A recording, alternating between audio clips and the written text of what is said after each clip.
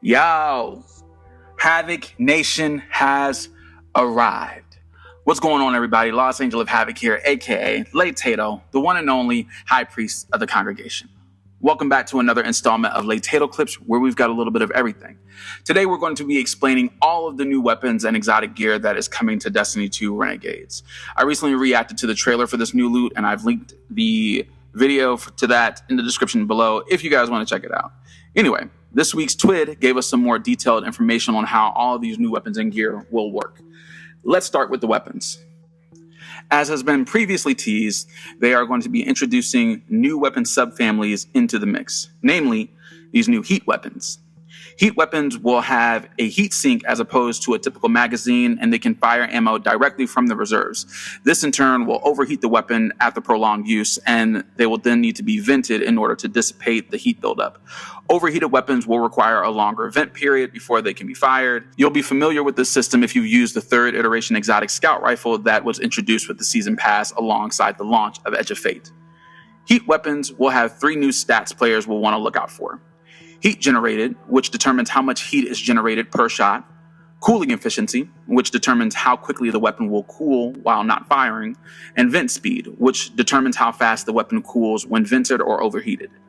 There will be 2 different archetypes of heat weapons when Renegades launches. There will be dynamic heat weapons, which will have a higher base damage, high heat generation, and these weapons will cool down quicker between shots. Then there will be balanced heat weapons, which will have very low heat generation, while manually venting the weapon at a high heat will greatly increase its venting speed. I'm taking manual venting to mean partial reloading, but I could be wrong, but we'll have to test that theory at launch. That said, I wanted to at least make a mental note.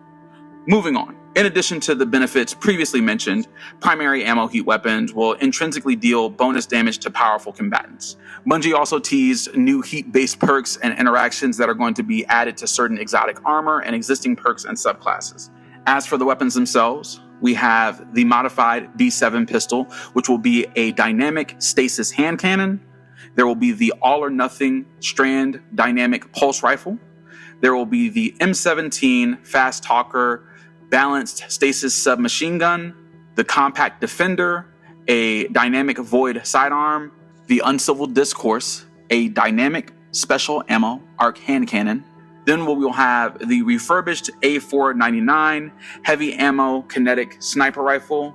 Now, this one is actually noted as a disruption weapon, meaning it will fire a single heavy hitting round that disintegrates targets on impact. Next, we have the Praxic Blade, an exotic special ammo sword, which will also be kinetic, which is fitting considering it's essentially Destiny's iteration of a lightsaber. And finally, we have the heirloom exotic solar special ammo crossbow. Now that we've got the weapons out of the way, it's time to move on to the new exotic armor pieces coming in Renegades. For hunters, we have the Fortune's Favor strides. While wearing them, landing a final blow while at full health or remaining out of combat for an extended period grants an overshield as your shield recharge. Also, while you have an overshield, weapons gain increased accuracy, stability, handling, and damage against combatants, and final blows will grant a brief period of increased mobility once the overshield is depleted. For Titans, we have the Praxic Vestment chest piece. This exotic allows the wearer to gain an air move jetpack. Weapon and arc-powered melee final blows will build up jetpack fuel, and activating the jetpack while airborne will unleash a forceful blast that exhausts nearby enemies and then allow you to fly forward based on how much fuel you've built up. Also, colliding with a combatant creates a blinding blast of arc energy that'll also grant a temporary melee stat bonus. And finally, we have the Warlocks, who will be getting the Demos Diffusion helmet. While wearing it, casting a rift will suspend nearby enemies while a strand super is equipped. Suspended targets will take damage over time while healing you in the process. Enemies that break free from suspension will suffer additional damage. Defeating suspended targets restores a moderate amount of health, and this exotic can affect PvE combatants as well as other players in PvP settings. And that, my friends, wraps up all you need to know about the new exotic armor and weapons coming to Destiny 2 when Renegades releases next month. Bungie also noted that a Dev Insight article is going to be coming soon, going over some of the changes to current exotic weapons, including buffs to Osteo Striga, along with some other changes that players can expect as well.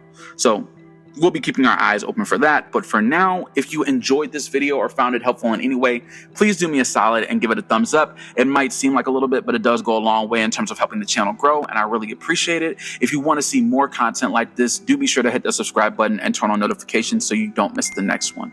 Once again, my name is Lost Angel of Havoc. Thank you for watching Late Tato Clips. We will see you next time, friends. Same late time, same late channel.